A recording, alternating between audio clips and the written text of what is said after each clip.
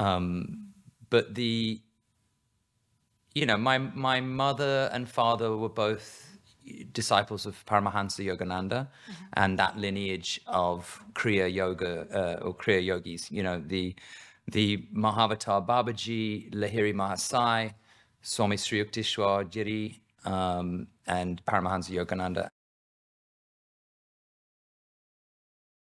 and then all the way down to the last in that lineage, which was Faye Wright. I believe it's Faye Wright, but she was known as Sri Dayamata. So I had the privilege of meeting many times in my life, and she was Yogananda's disciple. That lineage of Kriya Yoga, which is sort of yoga meditation, it's not like a physical yoga so much as more of an inward practice. That was the goal, from when I can remember anything. And I remember being a kid and seeing where I used to live in one part of the house, there's a long corridor. And at the end of the corridor, there was a big, big picture of Mahavatar Babaji. And it used to terrify me. It was terrifying because he had this upwards gaze and he was shirtless in a meditation. There's no pictures of him, obviously, in real life. It was an artist's rendition of him.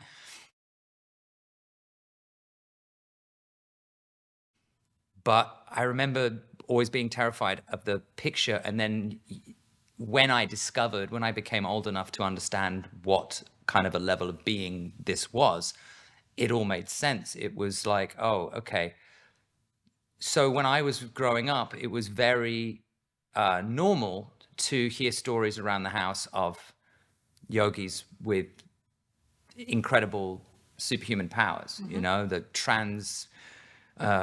locational abilities, yogis who could astrally project, fly, who could refrain from being photographed by absorbing the light. Wow. They were masters of like the 8 rings. They've gone through the next level of consciousness. So some of them, I guess, would be known as the yogis of the Himalayas, or like the sages of the fire mist. These are all the legendary names that have been given to them. So growing up, it was like those were the stories that were told in my house about the great Mahavatar Babaji, or about Lahiri Mahasai and how he worked as a railway worker until he was 40, and then one day discovered that he had been this great yogi in his past life and became one of the most high-level enlightened beings on earth.